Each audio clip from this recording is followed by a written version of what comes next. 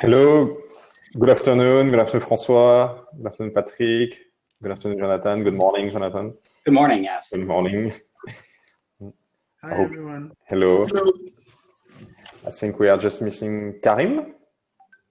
And then I will briefly introduce you in the session and we can start. Yeah. I think Karim shows up on the list of attendees. Let's see.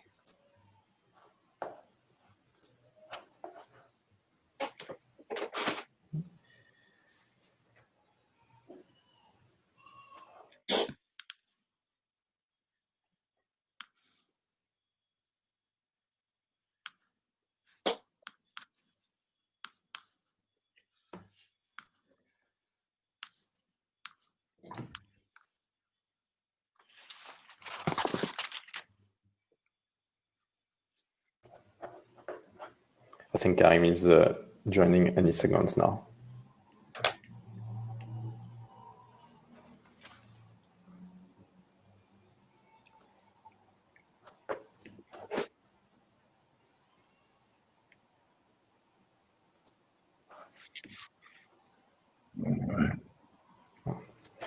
Hello, good morning, Karim.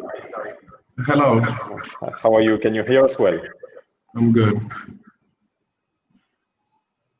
Great, excellent. So thank you all for joining us today. It is my great pleasure to introduce this panel on private sector innovation in affordable housing projects across Africa. We've heard this morning what some of the government in our region are doing and some of the innovative solutions coming from the public sector. And now we're going to listen to experts on the field running innovative solutions from the private sectors, solutions that some are at scale already, others that could go to scale with more support. And we're going to hear from their lessons learned, their challenges, and a bit their view on how the sector is doing on the continent. So without further ado, I would like to introduce Jonathan Halloran, the CEO of American Builder West Africa, who is going to be the moderator of this session today. The panel is composed of Karim Diop, the CEO of Sagem, based in Dakar, François Perrault, the head of the Affordable Housing at Lafarge, and Patrick Domingos-Tembois, the Director of Investment and Operation at Real. So, Jonathan, the floor is yours. Thank you all for the panelists. We have 60 minutes today. Unfortunately, we have a hard deadline, but I invite all the participants to submit throughout the discussion their questions on the chat session. And we'll do our best to address them during the panel. Thank you again, and have a great session. Great. Well, thanks, Olivier. I appreciate the nice introduction, and just wanted to thank everyone for organizing this event, both API and CAHF. I think this is a really important topic, and the topic of this panel is very near and dear to my heart, which is private sector innovation in affordable housing across Africa. As Olivier mentioned, my name is Jonathan Halloran. I'm the CEO of American Home Builders of West Africa. We are a private sector home builder in West Africa, as our name implies. I'm joined today by, and Olivier just mentioned the names of all the panelists, and then Momo will give each of them a chance to introduce themselves. But we have a great panel of other private sector players in Africa in the housing space. And this is just a really exciting topic because, as everyone knows, without the private sector, we're not going to have a successful solution to affordable housing in Africa. A few rules for today for this panel. As everyone knows, we're operating virtually, and so unfortunately we can't see you when you raise your hand to ask a question. If you would like to ask a question, we have all agreed to take them as we go along.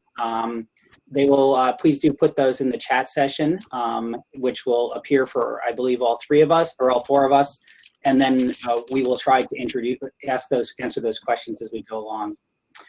The format for today, one other rule, if anyone is a Francophone, all the panelists are French speakers as well, and so if you prefer to ask a question and have it answered in French, we can do that as well.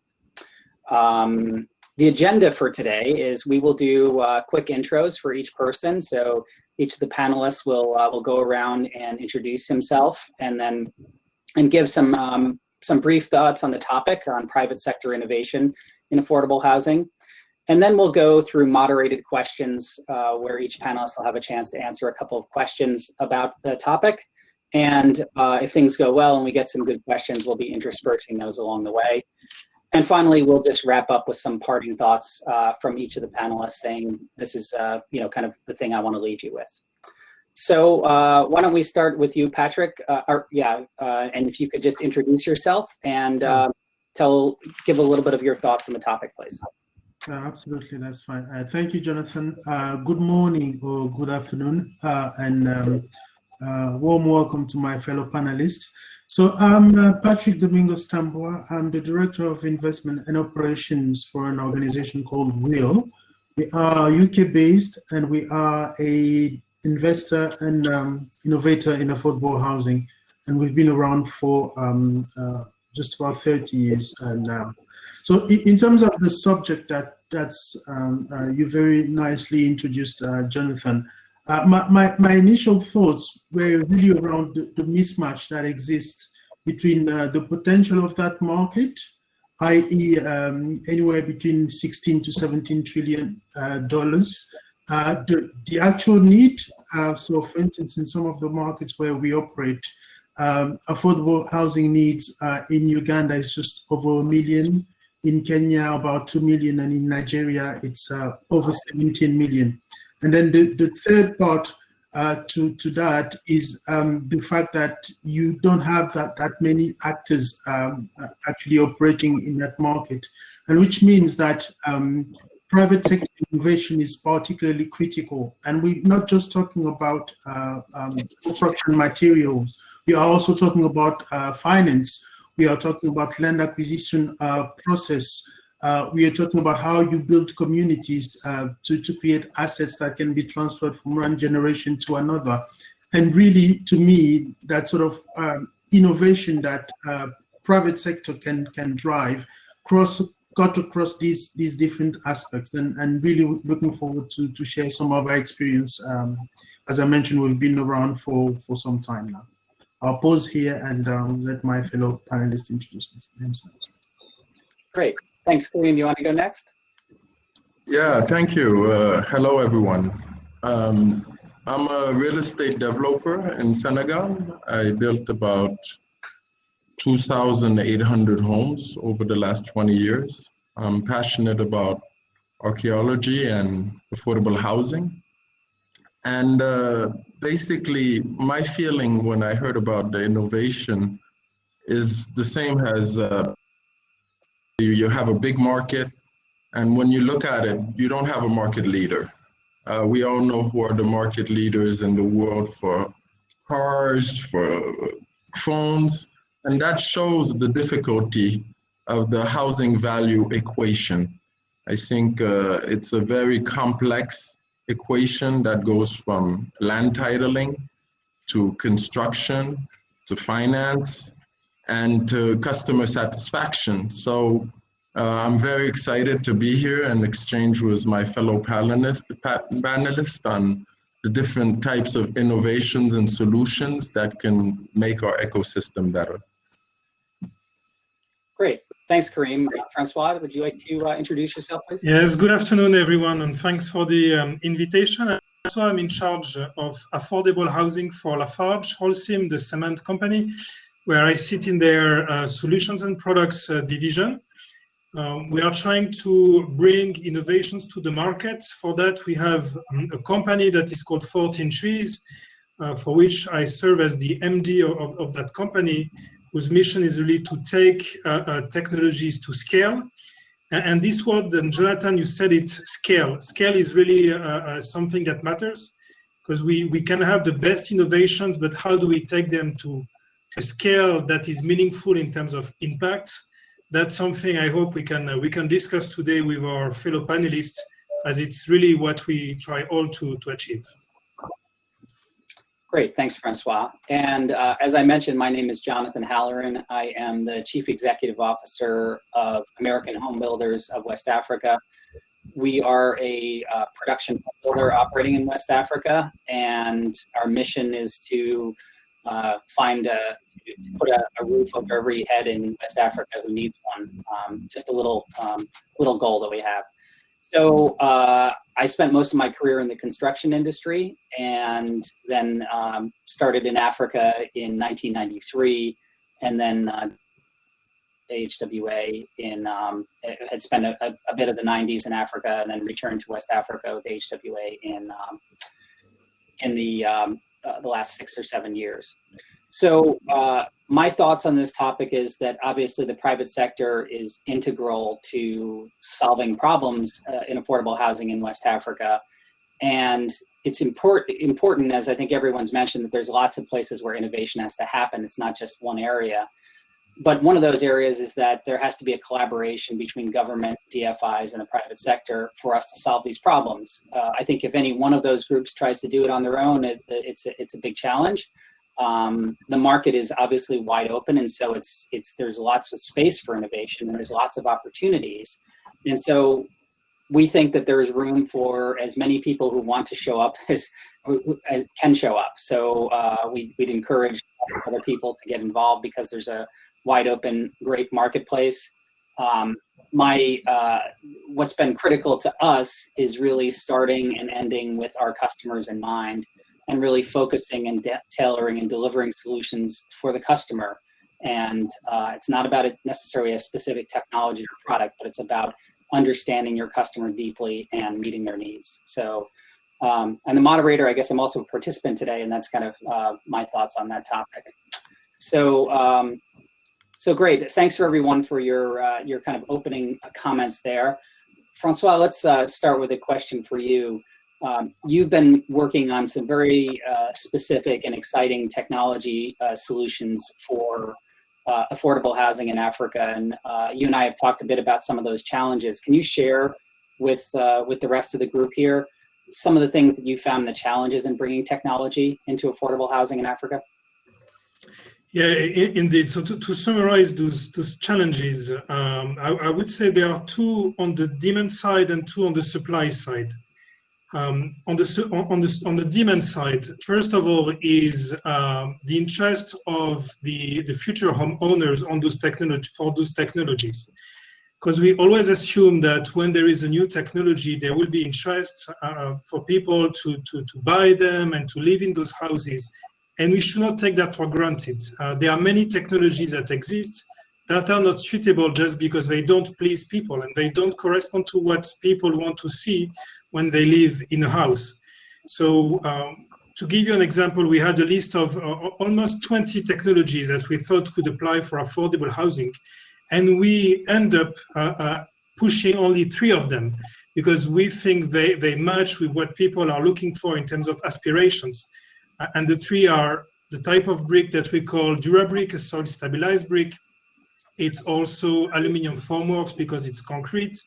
And it's also 3D printing that we are working on. So these 3 have in common that they are close to what people want to see in terms of results, while still bringing an impact in terms of cost of construction. But then even when you meet those criteria, meaning getting the interest of the future home buyers, you need to have the supply side. And the supply side is what? It means factories, it means certification of those technologies by the local construction bodies. So all these are challenges that we face. And one example that we have that I was mentioning, the bricks, the DuraBrick bricks that we've been producing, it took us 4 years in Malawi before we managed to convince people to switch to this technology and to be able to have 4 plants now located across the country and covering the entire country.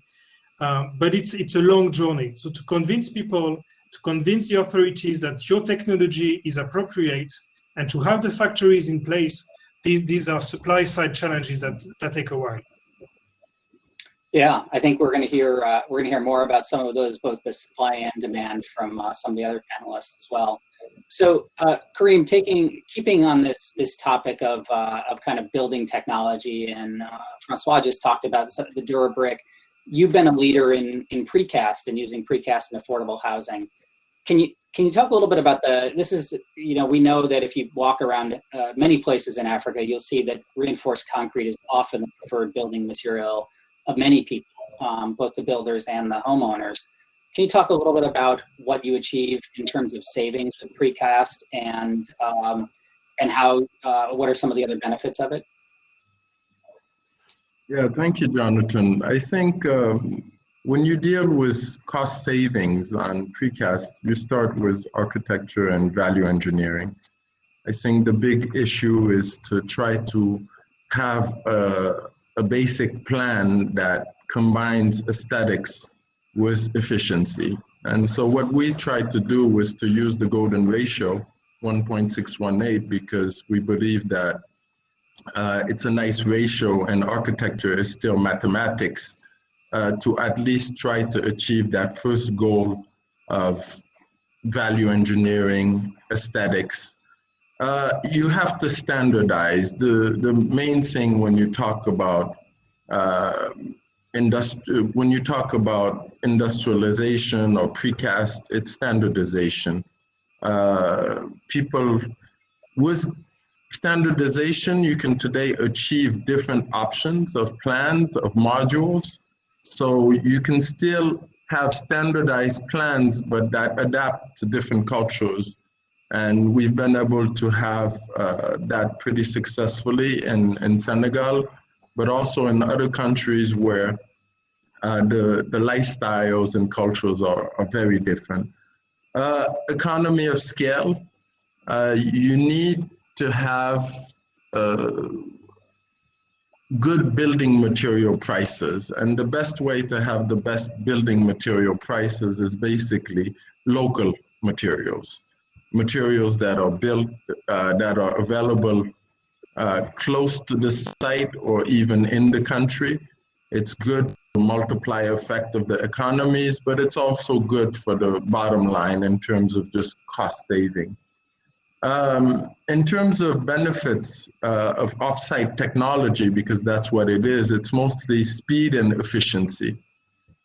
The good thing about precast, may it be concrete, the notion of precast is just to have a mold and to put a different type of concrete. Today, people are experimenting sustainable concretes with green cements.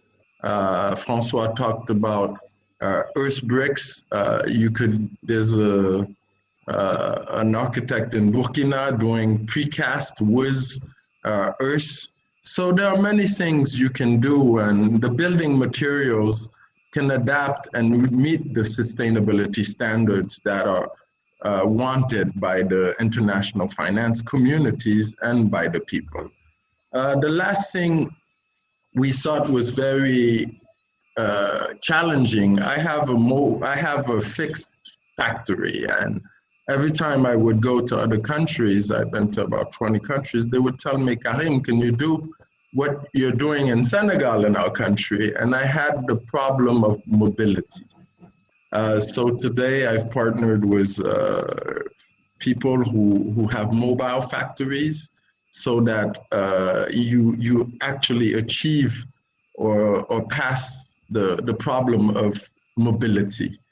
The last is really the sustainability of precast. Today you can dismantle with technologies like turnbuckles, meaning that there's no more destruction and we can get really the CO2 and carbon emissions down. So that's what we've tried to do, and we think that there are many new things that will make us move forward.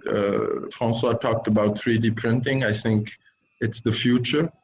There are many, many things going on, but demand and customers will drive what will be successful or not.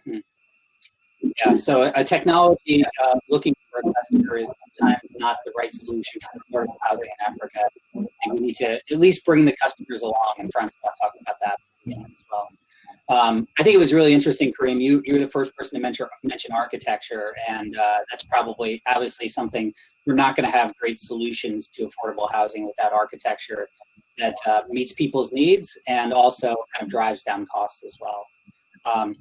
So Patrick, one of the topics that has been is the topic of this conference is housing finance, and you have done Real has focused a lot on the lower end of the housing market and the sub $10,000 houses. What have you seen in terms of finance, and how important is finance to bringing finance to the table as part of that solution for affordable housing, particularly in the lower end?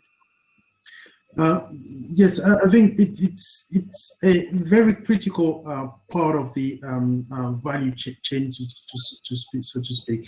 And I think to touch on one of the points that Francois made around scale, and also what Karim talked about architecture and the fact that it should fit in the market where you operate. What I found over the years is the importance of having an end user solution. And this is particularly critical with the organization we've been working with, because it puts you in a place where you can fairly quickly recycle your capital and being able to continue producing and building new housing units and sort of innovating in that way. And that's a very important aspect of the not just the kind of low income people that we target, but also the overall market.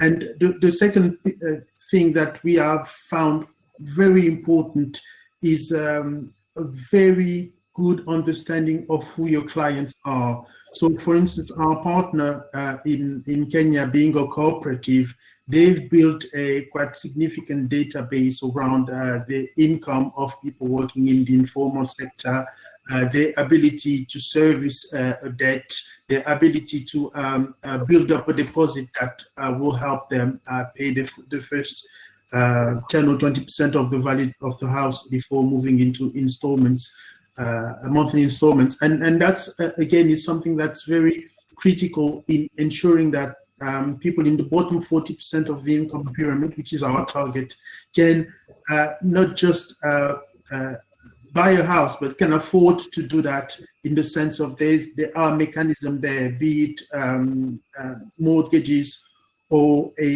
any other way that sort of help them to get into the property ladder.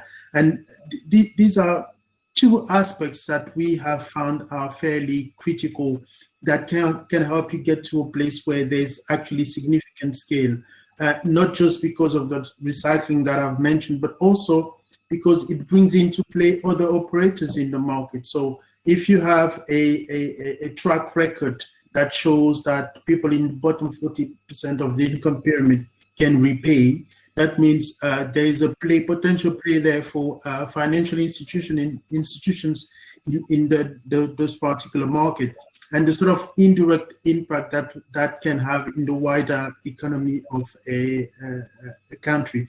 And these two aspects we have found through our experience and the impact studies that we've done are very important elements. I could briefly mention policy around land and how you build community, but they are part of the solution, but I'll probably insist on the end user financing side and your ability to understand your customers and providing a service that's an asset that actually is relevant for them. Great. Well, we lost Francois. Hopefully he'll show up again, and he was going to get the next question, but keep going. You know, Patrick, Karim, and Francois, you all talked about some things that are really close to my heart on this topic, which is the importance of the customer and really focusing on the customer. And one of the things that I often get asked by people, how did your business get started, and how have you kind of made it when so many people have not, trying to do what you're doing? And the answer is really simple. It's focusing on the customer. And I think that whether it's a slum dweller that you're trying to elevate, or whether it's a middle income person, or even in the high end of the market, And in some ways, I don't know the rest of Africa really well, but in West Africa, we see the high-end market as being really robust in housing, and it's one where there's a fair number of players, and they're quite successful. It's the middle and lower ends where we play that have seen less success, I think. And I think for me, when I think about the customer, I think about building trust, and trust is so critical to getting people to want to work with you. And we all know that the biggest competitor in the Francois back, biggest competitor to any housing company in Africa is not other companies, it's people doing it on their own, and that's how most homes get built. And so, we never talk about competition. We are begging for other people to come into the space and to provide solutions we have customers we can't help, and we'd love to be able to say, hey, here's somebody you can go to, and here's a solution for you. And so often that's just not an option. But to me, one of the biggest innovations that can come to housing is building trust with your clients, which is something that Westerners might not be accustomed to, because they might say, well, business is more or less trusted. And that's something that's very much missing, not just in housing, but in lots of businesses in West Africa. So I think it was really interesting that all of you talked about the importance of the customer, because for decades, we've seen people try to solve the housing crisis in Africa without thinking about the customer. And I think that's been a critical mistake of so many projects that have gotten great financing and got off to a great start, is they weren't focused on their customers. Every time I hear somebody talk about the offtake, I think that's not, offtake is a person. It's a human being, and it's a family, and that's what, that's sales is so critical to all we do. So thanks for adding those thoughts, Patrick. So Francois, glad you're back. You're just in time for your next question. Obviously, LafargeHolcim is a giant building materials company, and a lot of 14 Trees efforts is focused on innovation in building materials. When you think about opportunities for the private sector to get involved in affordable housing in Africa that is not building materials, what are the kind of things, because coming to it from the lens of innovating in building materials, I'm sure you see everything else that needs to be done as well. Can you talk about some of those other things that are critical to the success of the private sector and innovation that can happen other than building materials? Yeah, I think there's a key element, which is the topic of this conference, which is housing finance. I like just to remind something. When we achieve a reduction in the cost of building, let's say, a house, let's say 10% or 15%, which is already an achievement, but it's a once-off. While when you finance that building with an interest rate which is reduced by 5 or 10% because of some special schemes, then it's 5 or 10% every year that you're getting. So the impact of housing finance on the capacity to deliver impact and affordable housing on a large scale is just massive. So just to maybe, what I'm responding to your question, connect it with the question we got from Kesia Kibata, asking how much can we achieve in terms of cost savings. What we've seen when we take a project from design up to the execution and doing what Karim said perfectly, like doing the architecture work, rethinking the way it is designed and so on, what we usually reach, it's up to 20-25%. 1/3 of it is related to architecture, like grouping the wet rooms, redesigning the walls so that you make savings by avoiding multiplication of unnecessary walls and so on. And the rest is what you get from the benefits of using new technologies. Again, technologies that should be acceptable for the family, not to say the end user. So in a nutshell, finance, and also innovation in building materials. Yeah, no, that's I think I would totally agree, and I think that we'd hear a lot of the same from Patrick and Karim on that topic. Is having finance, our customer base is largely diasporans. We have local customers as well. But one of the things that we did was offering finance to them.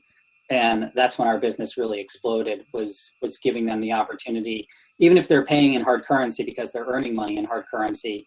Hard currency finance is just as hard to come by for home building in Africa as it is to come by, whether it's in CDs or Naira or whatever else.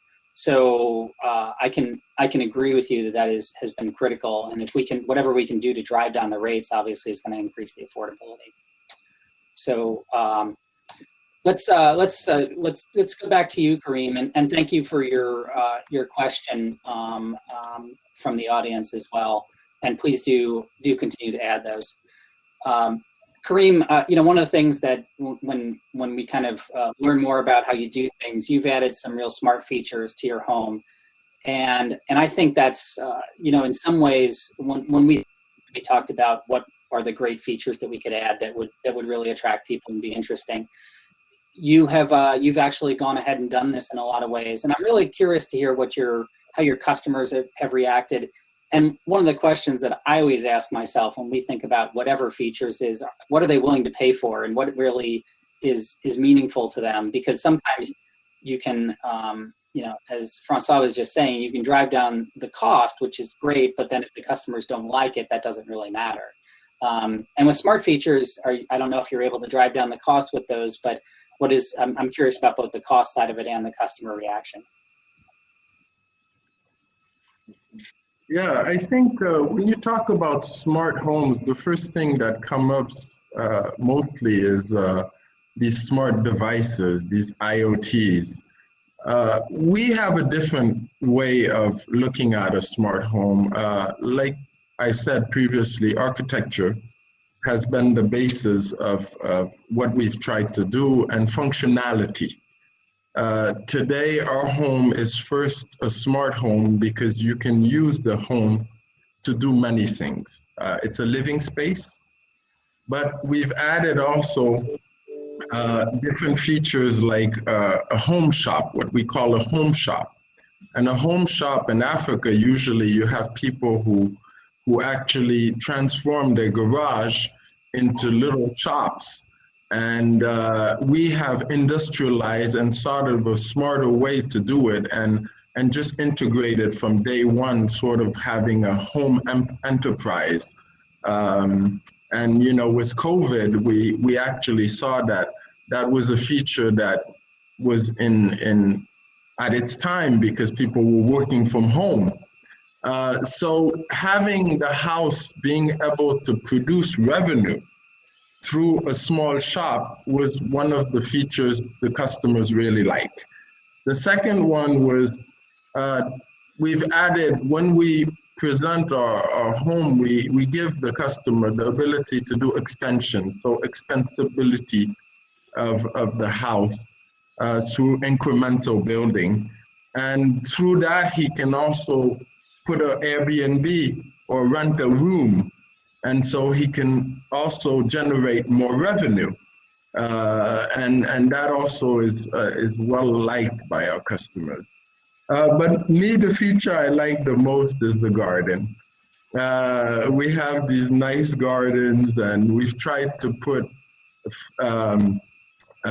tea and things on the walls, these wall gardens that make our home, I won't say it can feed itself, but at least it can contribute to providing healthy teas and spices to the house. And that's a feature a lot of women from our home that buy our homes are like, because, the garden, the kitchen, they like to play around with that. We are also, when we designed the home, we tried to meet 16 of the 17 SDG goals.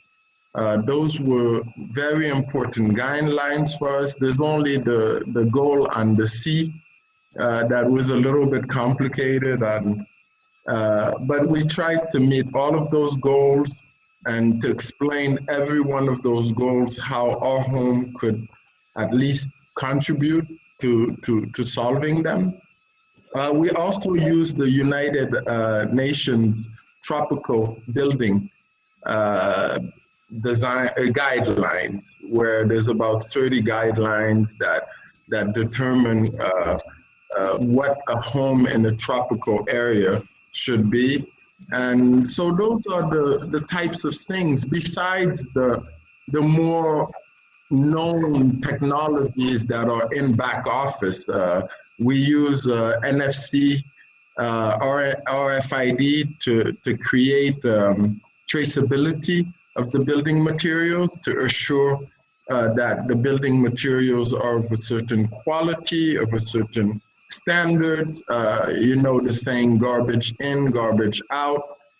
So if you do good things in, we'll have a better end product. So we're looking into blockchain for land titling with partners. That's not our specialty, but like I said, the home value chain is so complex that if land is not titled, we can't get financing. And if we can't get financing, we can't build or sell the home. So we're very excited that we have the theme being housing finance, because that's the key, like Francois said. He said the technologies are here. I completely agree. All the solutions can be provided, but we need a system where builders can better communicate with bankers. Yeah, amen to that. So Patrick, you actually got your next question from the audience, which is great, directly to you. You were up way, and Yes. we were asked about the model for financing affordable housing. Are you involved in designing the interventions and following through on the impact assessment, or is that what the I understand? This is from Betty.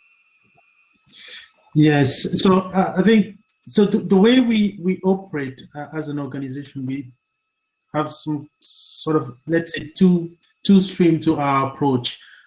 One which is the build element, which is real being an investor, and as part of that, we do a normal due diligence on proposals that come to us, on the understanding that there are probably issues around the proposal that will come up, and then we'll look to address those, and at the end of it, approve or not the investment on that specific project. So our intervention there is very much around the finance and making sure that the project meets our investment criteria. So that's the first. Then this we call in our organization brokering, which is a much wider perspective about a given market. So for instance, we know that in a place like Kenya, there's been a number of initiatives to open up the end user financing side, be it with the KMRC and some of the SACCOs who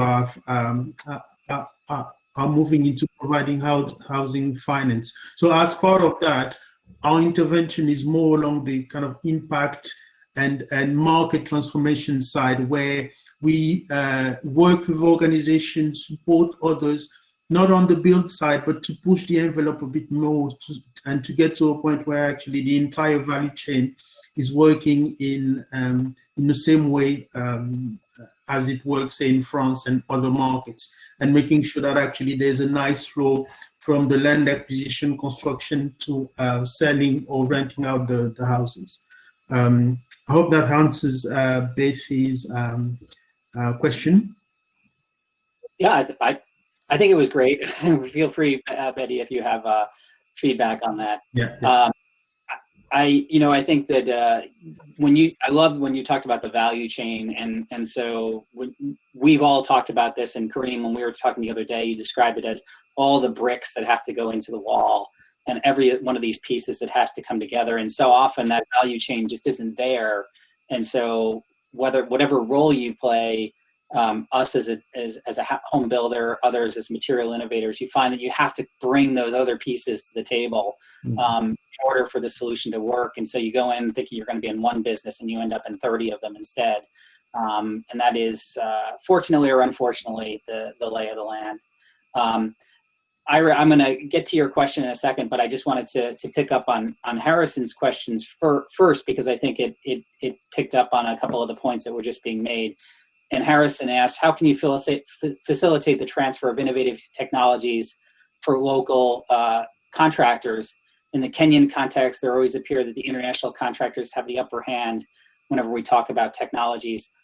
I think from our perspective, I can answer that, first of all, from my perspective, and I think each of the participants here will have something to say on that topic as well, is that we do all of our building via local contractors. And one of our goals is that not only on our team, or not only with our subcontractors, but also with our teams, is that they go off and take what they've learned and use it somewhere else.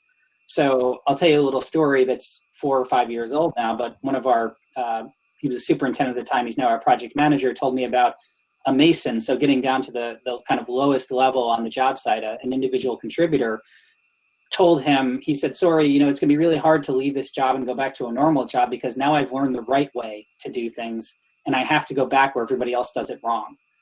And I think that was obviously a great compliment to our superintendent, who had worked hard to change the standards of quality.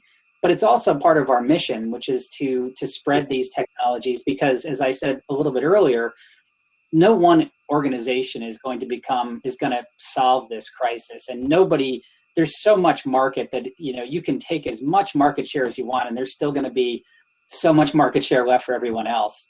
So encouraging everybody to get involved is really going to help everyone who is involved.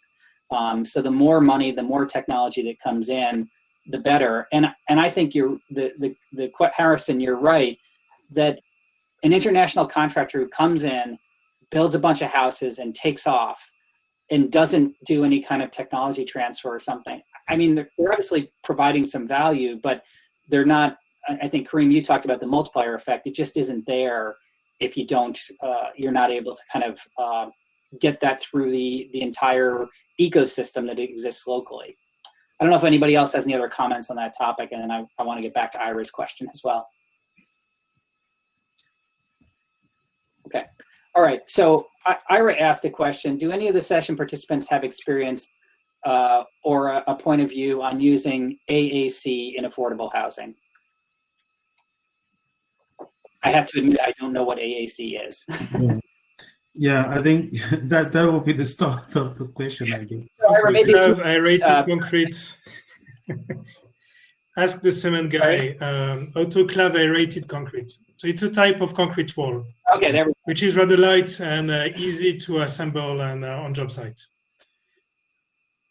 And it's a brilliant technology. It's one among many others, and again, it solves part of the problem, but it doesn't solve all the problems and make houses automatically affordable and available to the families.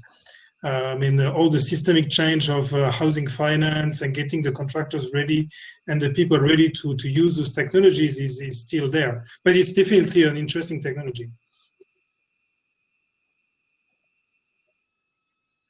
Great, thanks. I'm going to jump to Jean-Philippe's question for all the panelists. In case challenges to accessing affordable construction finance is overcome, what would the price of the lowest newly built house be? And I know, Patrick, this will be a good one for you, I'm sure. And do you have an estimate of the percentage of local household on your region who could afford to buy that house? So the premise of the question is that the finance chart or the finance challenge is solved. So what's the price of the house, and what percentage of local households can buy it? And I think that probably gets to not just what's the gross price of the house, but what's kind of the monthly price of the house is the question. So anybody want to jump in? I'm happy to jump in, and that is a great question. So when we look at our portfolio, I think the Center for Affordable Housing Finance in Africa awarded the prize for the cheapest affordable housing unit to one of our partner organizations based in Nigeria called Miller Fuller Foundation. and the house came at about $9,000, and so very, very affordable housing units in that particular market. Unfortunately, I don't have the specific number around the percentage of local households that could afford that. But the key thing here is that we did prove that you can build a good quality units that can be extended even further under $10,000, and in a way, the construction fund solve the issue around how many people can afford that by having the mechanisms that allow people to have a 5% deposit to buy the house instead of 20 or 25%, or allow the system to offer your 5 to 10% interest rate on a mortgage instead of your 20 or 25%. So the interest rate, the deposit required, the maturities are all elements that helps more and more people afford housing units. And the thing I want to insist on is that under the kind of supply side, through innovation and through our experience, there is definitely a potential there to build housing units that can target the largest section of society in the markets where we are. Yeah, I just want to, I want to pick up on a point that was made in the question, which is, what percentage could be of the population be addressed by that kind of housing, and it reminds me of I visited Abidjan a year ago or so, and driving through the Riviera neighborhood, you will see these developments of $2 million houses. Every one of them is $1 to $2 million, and they're gigantic and they're beautiful, and the land cost there is $150,000, $200,000 for a lot. And you think about that, and I think you can see the same thing in some places in Dakar as well. I don't know, and I'm sure in Lagos, I don't know the rest of Africa, but I'm, and some people would look at that and say, wow, that doesn't really help anybody. I think there's something about and that's not our market, and we don't have any interest in it. But I think something about housing in Africa is there are needs at every single level. So, that high end, which is, I think, the best served market in many ways, it's best served because it's very profitable. You can make a lot of money in that high end. The middle income, I think, is becoming more. There's more and more going on there. And then, Patrick talking about really taking off and really attacking that lower end of the market is obviously the greatest challenge. But I personally don't discount the efforts that people are doing across the sector, because there's a huge deficit of housing, and just building more housing is a positive thing, even if it doesn't affect slum dwellers right now. Not that I know a guy working in Kenya who's building $5,000 units for slum dwellers, and I think it's really wonderful work, and I applaud that. But I think the whole market needs to be addressed. There's everything is an opportunity, and everything are solutions that are needed. So we do want to, as private enterprises, we do want to certainly do everything we can to affect that lowest end of the market and the biggest part of it. But I don't on my end say that it's a bad thing that people are addressing other parts of the market as well. So I'm gonna jump to Alfonso's question. Of course, I always like it when the question starts, congratulations for an excellent discussion. So yes, we're going to answer your question.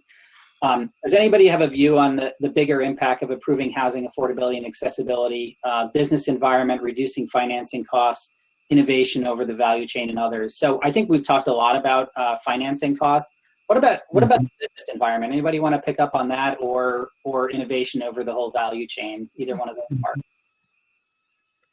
Yes, I mean on the business environment, well, the way we sort of looked at that, and I talked earlier about our brokering side of work. It's really about what can make the process of buying land, building, and then selling as smooth as possible.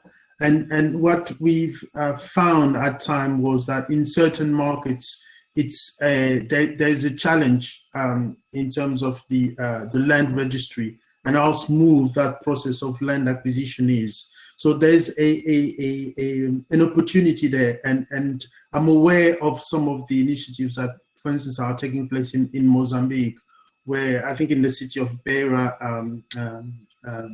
they've been working on digitalizing the land registry. So that's one piece of that overall business environment where you can have a smooth process from end to end that makes it much easier for either local or international investors to come in and provide some funding. And I mean, you've got that part of the issue, and then you've got another issue around the policies that are in a specific market. Is that easy for, say, a foreigner to buy land and to develop it? So all these elements sort of build a business environment that makes it fairly straightforward for you to invest in housing and have a fairly good idea that at the end of the cycle, you either can reinvest the funds that you've made or think of a sort of different way of allocating the proceeds that you've achieved. Yeah, Patrick, I'll just second what you said, in that as we decide on new countries we're going to enter, one of the big questions we always ask is, what are the rules around land ownership and land titling? And obviously land titling is a big challenge in a lot of parts of Africa. Mm-hmm. But land ownership is one that's very much in the government's hands, and the restrictions and regulations on that, leasehold versus freehold, and citizens versus foreigners. There's lots of reasons why there's challenges around land that are quite broad. I want to get to a question for Karim and maybe for Francois as well, which is around 3D printing and housing. And Karim, you mentioned this earlier, and I think you mentioned it as the future. Are 3D printers replacing local jobs? And which is one of the most important aspects of housing? So obviously, Karim, you talked about the importance of local materials and local jobs, and then you also talked about 3D printing as the future. So do you want to take that one? And Francois, you may want to add on to that as well. Yeah, I think what's important when you look at the demand is the Center for Affordable Housing Finance had talked about 52 million households that if a home was built at less than 5,000 would create a 400 billion construction African market. So the demand is so overwhelming, so high. We are so far from achieving, and with the demographics in Africa, I believe it's just going to increase. And even over in the world, even in developed countries, even in the US, homelessness and London.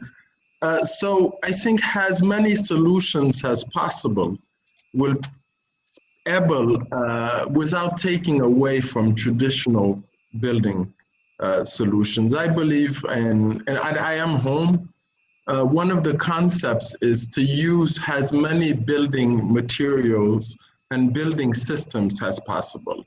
Going from brick by brick to other solutions. But the fact that we're living in a digitalized world where robotics and digitalization is taking a big role, it's almost impossible to think that automation and 3D printing will not play a role maybe over the next 10 years.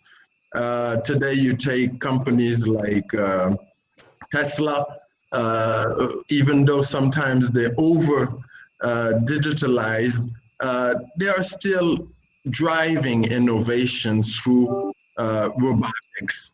All the bigger companies in the world are going towards that direction, and Africa should be a part of all of this. And I've worked with a few companies that are developing smaller units of 3D printing. You have maybe 6 or 7 companies in the world that have interesting technologies. For me, when I say it's the future, I just think that like everything, you have to be part of it. Disruption is happening in the world. We look at the way people are shopping, it's different. The way people are building, it's different. Is it taking away jobs? Definitely. And that's where we have to work on training the future generations to use new technologies and to be more towards engineering skills and those type of things. But it's still not a technology that is over the next maybe 2 years implementable. But it's gonna come. So that's my point of view. So we're actually getting we've had fantastic questions from the audience, and we're not going to be able to get to all of them. Patrick, I'll point out there's one that's addressed directly to you to address. And Sure. Francois, do you want to have a comment on this topic? And then yes, a quick comment on 3D printing. Unfortunately, I can't disclose as much as I would like. But I can say that we are working on 3D printing. As we speak, we are making some trials somewhere in Africa. And to answer Jaime's question about is it killing jobs, the answer is no. We spent a lot of time looking at how many jobs it would create. What would be the jobs required the moment you start operating a printer? And what you see is that there are some jobs that are killed and that there are some jobs that are created which are different. But net, it's exactly the same workmanship that you need on site. It's just different profile. But the impact on the cost of construction is significant, and significant enough to change the heat map. If you remember the work of the Center for Affordable Housing, they did a great heat map that was showing the affordability of houses across Africa. And if you use that technology, you see that countries like Kenya, they switched to a dark orange to a light green in terms of affordability. So definitely that's something that that can have an impact if we take it to scale, and I hope we can do it in the coming years. Great. All right. Well, we're right at the last 2 minutes here. So Patrick, 30 seconds, last word. What do you want to leave everyone with here today? Well, to me, the key thing is to remember that this is an overall sector, affordable housing, that require intervention from the different aspects of that value chain, be it finance, be it land acquisition process. The bottom line being that you've got a huge market there with very few people who act on it, and there's definitely an opportunity there to ensure that the financial flows, be it from financial institutions or DFIs, which we didn't touch on, can sort of spur the whole sector to scale, and the ability to impact on the overall economy much more than it is doing now. Great. Kareem, last word.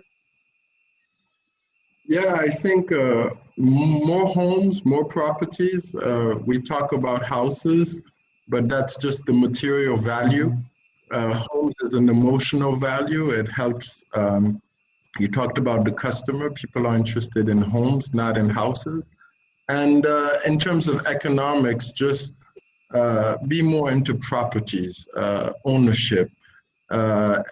It's good to have a house, but without the proper land titling, it's not creating, like Hernando de Soto says, more value to.